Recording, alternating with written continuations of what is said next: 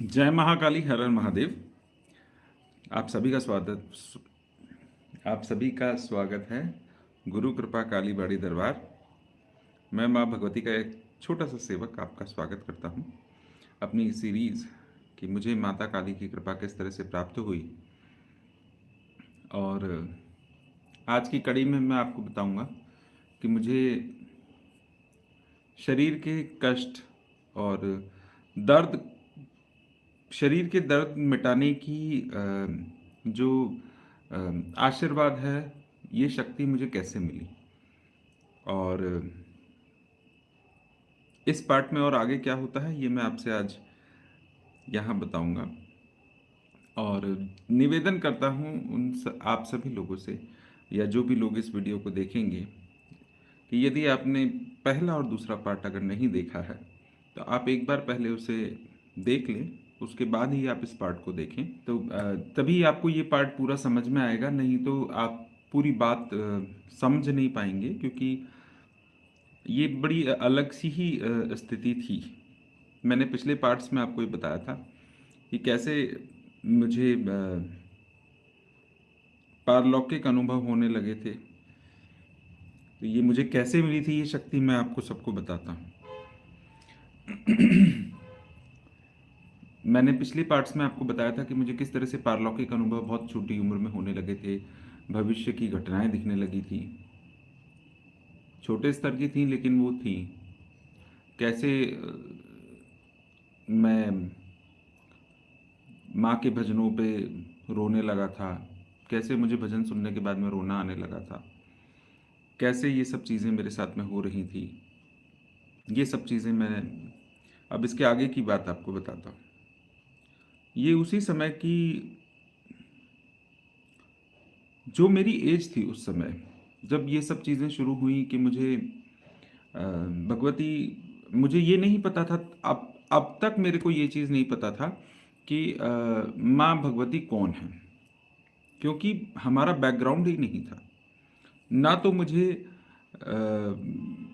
मुझे ये बात कभी पता चली कि अ, मेरे साथ में जो मुझे वो स्त्री शक्ति महसूस होती है वो कौन है, क्योंकि मैंने ये बात कभी किसी से कही भी नहीं थी, इस डर के वजह से। क्योंकि मैं कभी किसी को ऐसी कोई चीज़ बताता था तो सबको बड़ा बुरा लगता था, मतलब कोई सुनना नहीं चाहता था इस विषय को। तो मैं अंदर इस चीज़ को महसूस करता था, लेकिन मुझे कभी ये नहीं पता था कि माँ क्या होती है, या माँ भगवती कौन है, माँ काली कौन है, मुझे बिल्कुल नहीं पता था।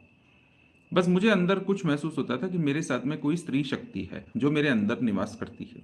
मुझे अब उम्र भी कोई बहुत ऐसी नहीं थी, छठी, पांचवी छठी का बच्चा क्या समझता है, उसको कुछ भी नहीं पता था। मैं बस चलता चला जा रहा। एक छोटे बच्चे को इस चीज़ की समझ नहीं होती है कि सही क्या है, गलत क्या है, क्या करना चाहिए, नहीं करना चाहिए। ये सब चीज़ों की समझ किसी बच्चे को नहीं होती है। उस उम्र तक तो बहुत ज़्यादा भेद भी नहीं पता होते हैं कि मुझे ये बात समझ में आती नहीं थी कि मुझे डांट क्यों पड़ती है। पिटाई भी होती थी, का समझाना था। जैसे मेरे पिताजी और मेरी माँ में अंतर था। पिताजी डांट के समझाते थे, माँ प्यार से समझाती थी। मैं माँ को बहुत मानता हूँ, मैं मेरी माँ से बहुत प्यार करता हूँ, मैं उनकी सारी बात मानता था। मेरे बस में नहीं था कि मुझे ये समझ में नहीं आता था कि मुझे क्यों अच्छा लगता है इन भजनों पे नाचना। धीरे धीरे धीरे धीरे समय निकला, बड़ी हुए, उम्र बढ़ी, तब इस चीज़ का एहसास हुआ। छठी सातवीं पार करके जब आठवीं क्लास में पहुँचे, तब तक ये, हालांकि ये सब चीज़ें बहुत जल्दी ख़त्म हो गई थी। मतलब मैं अलग थलग हर किसी से, मेरे बहुत ज़्यादा क्लोज दोस्त नहीं थे। और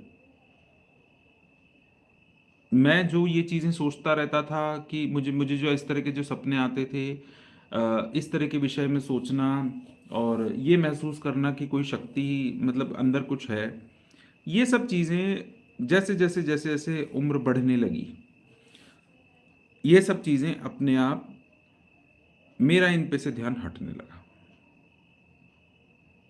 वैसे भी मैं, मेरे को ये नहीं पता था कि शक्ति क्या होती है या माँ कौन होती है। 8th क्लास हमारा बोर्ड एग्ज़ाम था। राजस्थान में उस समय पे बोर्ड एग्ज़ाम हुआ करता था 8th क्लास का। 8th स्टैंडर्ड आने तक मेरी उम्र भी थोड़ी सी बढ़ गई थी और समझ इस बात की आने लगी थी कि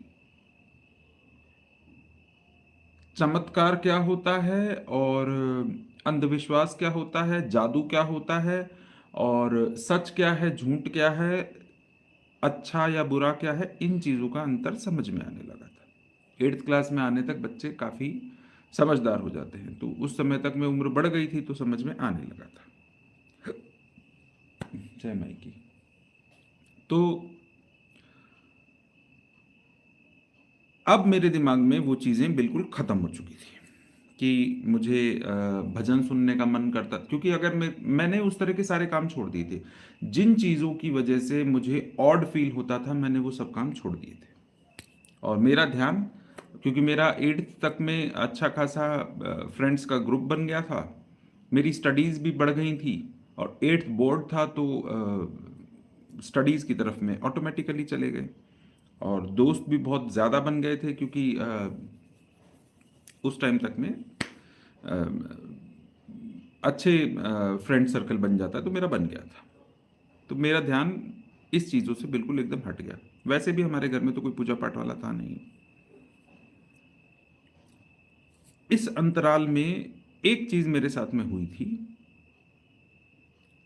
जब छोटे बच्चे जब खेल के कूद के या घूम घाम के या स्कूल से जब आते हैं तो कई बार हम लोग बोल देते हैं ना कि आज मेरे पैर में दर्द हो रहा है सोते टाइम, कि आज मेरे पैरों में दर्द हो रहा है, आज मेरे हाथ में दर्द हो रहा है, ऐसा कुछ करके। तो रात को सोते समय मेरे अक्सर करके हाथ पैर दर्द होते थे। मैं मेरी मम्मी से बोलता था कि मम्मी मेरे हाथ पैर दर्द कर रहे हैं, अक्सर करके बोलता था। मम्मी मुझे धागा बांध देती थी और मेरा दर्द ऑटोमेटिकली खत्म हो जाता था।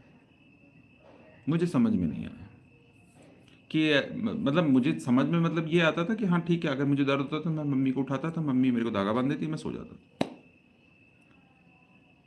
ऐसा मेरे साथ में कई दिनों से हो रहा था लगातार।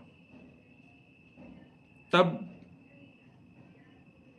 एक रात को मैंने मम्मी को थोड़ा सा लेट बोला, मुझे रात को 11-12 बजे के आसपास में मेरे को ये चीज़ का एहसास हुआ कि मेरे हाथ पैर दर्द कर रहे हैं बहुत तेज़। तो मैंने सोचा कि मैं मम्मी को बोलूं, मैं दूसरे कमरे में था, उनका कमरा अलग था। तो मुझे लगा कि मुझे उनको इस टाइम पे नहीं जगाना चाहिए। मैंने क्या किया, जो नॉर्मल धागा जो थ्रेड होती है, जिसको बोलते हैं मतलब जो बटन्स लगाने वाली जो थ्रेड होती है, मैंने वो धागा लिया और उससे अपने पैरों में बांधा और मैं सो गया और लिटरली मेरे दर्द खत्म हो गया। तो ये मैंने प्रैक्टिस बना ली। जब भी मुझे ऐसा लगता कि मुझे दर्द हो रहा है तो मैं सिंपल धागा बांधता, मतलब मैं अपने हाथ से बांधता, मम्मी ने मुझे तरीका बता रखा था थोड़ा सा, तो मैं उसको बांध लेता और मेरा दर्द खत्म हो जाता। उस समय मेरे, और ये चीज़ मेरे साथ में एक बहुत लंबे सालों तक चलती रही, मेरे जॉब के टाइम तक भी ये चीज़ मेरे साथ में रही।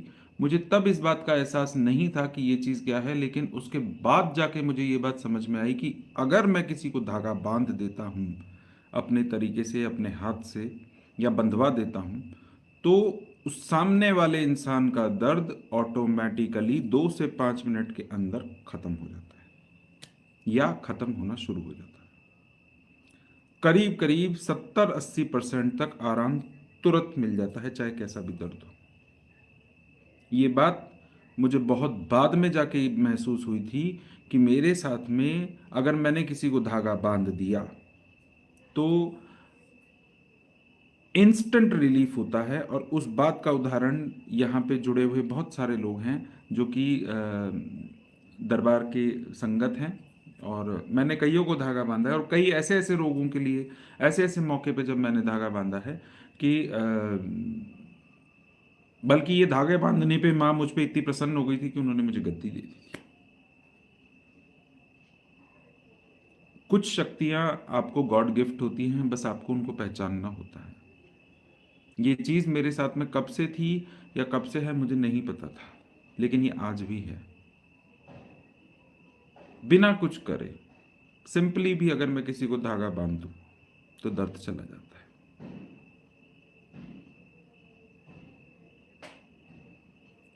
अब खैर मेरा 8th क्लास क्लियर हुआ। 8th जब मेरा क्लियर हुआ था तो 8th के बाद में मैं अपने परमानेंट रेसिडेंस पे शिफ्ट हो गया था अपने दादा दादी के साथ में। और तब तक मैंने मतलब जो पीछे जो चीज़ें चलती थी, जिस तरह के जो इंट्यूशंस मुझे होती थी, वो सब चीज़ें रुक चुकी थी क्योंकि मैंने ध्यान देना बंद कर दिया था। और ऑटोमेटिकली 9th और 10th स्टैंडर्ड में जब तक हम पहुँचे तब तक में हम लोग बहुत मैच्योर हो जाते हैं, बच्चे भी बड़े होने मतलब बहुत बहुत एडवांस हो जाते हैं, तो हम लोग भी। और वो जगह भी छूट गई थी जहाँ पे हमारे फादर की पोस्टिंग थी, तो सभी चीज़ें मेरी लाइफ में बदल गई। अब तक मुझे ऐसा कुछ नहीं था कि मतलब मेरे घर में वैसे भी कोई पूजा पाठ नहीं था, ना मैं माँ को जानता था।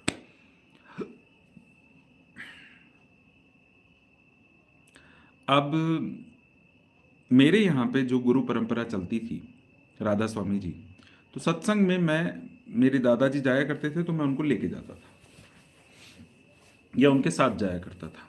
तो पहले तो मेरे को जब मैं थोड़ा सा छोटा था या मतलब जो इनिशियल जब टाइम था तब तो मुझे थोड़ा सा ठीक लगता था।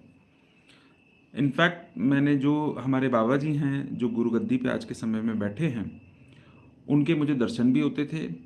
और मुझे मतलब ये लगता था जैसे एक हम सब होते हैं ना, तो हमको जैसे पता होता है हमारे यहाँ पे और तो कोई पूजा पाठ था नहीं, बस वही गुरु परंपरा थी, तो उनके आगे बस प्रणाम करके जो कुछ बोलो वो कार्य मेरा हो जाता था। मैं बड़े आराम से उनसे मना के आता था, मैं उनसे कोई चीज़ होती थी मेरी बोल देता, उनको याद करके मैं चलता था, तो सुबह शाम हमारे घर में बस उन्हीं का नाम चलता था। उनके मुझे एक दो बार दर्शन भी हुए थे। लेकिन 9th 10th तक में आते आते तक मैंने ये डिसाइड कर लिया था कि मैं उस गुरु पंथ पे नहीं चलना चाहता। ना तो मेरा किसी पूजा पाठ में मतलब ऐसे भी नहीं होता था, और ना ही मतलब मैं उस गुरु परंपरा पे चलना चाहता था, और कोई और पूजा पाठ मेरे घर में वैसे भी नहीं होता था। तो मैं तो बिल्कुल एकदम फ्री हो चुका था पूरी तरह से, ना तो कुछ था और ना कोई इच्छा थी। और 10 मतलब 12th और सेकंड ईयर आने तक, जब तक मैं सेकंड ईयर में आया तब तक मेरे को कोई परिचय अब तक नहीं हुआ था। सेकंड ईयर तक पहुंचने तक मेरे घर में किसी को कोई परिचय नहीं हुआ था, ना ही हमारे यहाँ पे और कोई ऐसी चीज़ होती, ना ही मैंने माँ काली को जाना था, ना मुझे इस चीज़ का कोई एहसास था कि माँ भगवती हैं कौन। इतनी उम्र निकलने तक भी मुझे इस बात का कोई अंदाज़ा नहीं था कि ये सब चीज़ें क्या है। हाँ, ये ज़रूर पता था कि मेरे साथ में कोई ऐसी चीज़ है जो मुझे अंदर हल्का फुल्का महसूस होता था कि मेरे साथ में कुछ गलत नहीं हो सकता, ना ही मैं किसी मुसीबत में फंस सकता हूँ। मैं कभी किसी से मतलब अगर कोई क्योंकि जब स्कूल कॉलेज में ऐसा कुछ ना कुछ हो जाता है कि कोई ना कोई लड़ाई झगड़ा या ऐसा कोई चीज़ हो जाए, तो मुझे कभी ऐसा नहीं लगा था कि मेरा कोई कुछ बिगाड़ सकता है या मेरे को कुछ हो सकता है। सेकंड ईयर में आने तक मुझे कभी भी इस बात के बारे में एहसास नहीं हुआ कि मेरे साथ में कोई चीज़ है या मुझे कोई, क्योंकि वो जो इंट्यूशंस जिस टाइम पे बहुत छोटपन में जो जो चीज़ें बंद हुई थी, वो चीज़ें मेरी लाइफ से पूरी तरह से ख़त्म हो चुकी थी। और मेरे परमानेंट रेसिडेंस पे तो वैसे भी ये भजन और पूजा पाठ का आला और ये सब चीज़ें तो थी ही नहीं, ख़त्म ही हो चुका था। मतलब जो पिताजी जहाँ रहते थे बस वहाँ पे थोड़ा बहुत वो करते थे, बाकी और कुछ था नहीं, ना ही मुझे कुछ पता था, ना हमने कभी दिमाग लगाया, ना हमको किसी ने दिमाग लगाने दिया इस विषय में।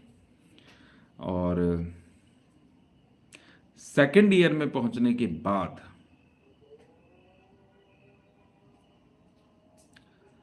कैसे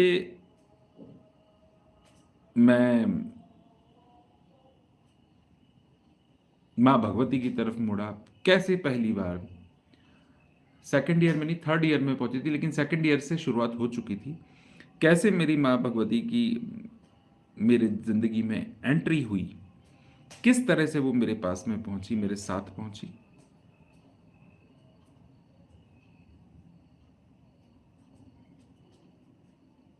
इस विषय में मैं आपको अब आगे बताऊंगा आगे के पार्ट्स में। अब आप सबसे निवेदन मैं करता हूं कि जो लोग इस चैनल पर नए हैं और अगर आप मेरी इस स्टोरी को पसंद कर रहे हैं तो आप सब लोग इसे लाइक करें, सब्सक्राइब करें, शेयर करें। और सबसे रिक्वेस्ट है कि अगर आप इस विषय में और अगर पूछना चाहते हैं या इस विषय में और कुछ अगर जानना चाहते हैं, क्योंकि आगे आने वाले पार्ट्स में अब मैं वो बताऊंगा जिसका आप सब लोग इंतज़ार कर रहे हैं, क्योंकि उन चीज़ों के बारे में अब तक मुझे नहीं पता था कि ये सब मेरे साथ में क्या है। जय महाकाली, हर हर महादेव।